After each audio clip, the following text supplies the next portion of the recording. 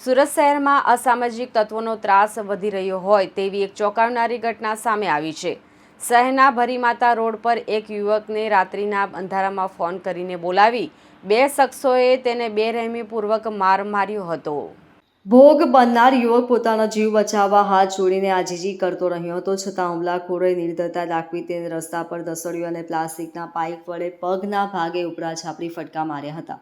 આ સમગ્ર હિંસક ઘટનાનો વિડીયો પણ વાયરલ બનાવવામાં આવ્યો હતો, જે સોશિયલ મીડિયા પર વાયરલ થયો છે। પોલીસે આ મામલે બે આરોપીની ધરપકડ કરી છે અને આરોપીએ બે હાથ જોડી માફી પણ માંગી છે।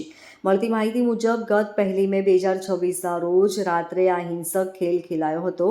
મુખ્ય આરોપી નાસિર અનવર હુસેન ઉર્ફે આઝાદ સંઘવાણીએ યુવકને ફૂલવાડી ખાતે આવેલી ચામુંડા ચાની દુકાન પાસે બોલાવ્યો હતો। યુવક ત્યાં પહોંચતા જ નાસિર અને તેનો ભાઈ સમીર સંઘવાણી તેના પર તૂટી પડ્યા હતા।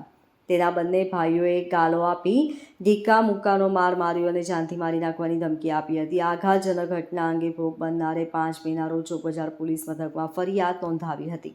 Bureau report LK star news, Surat.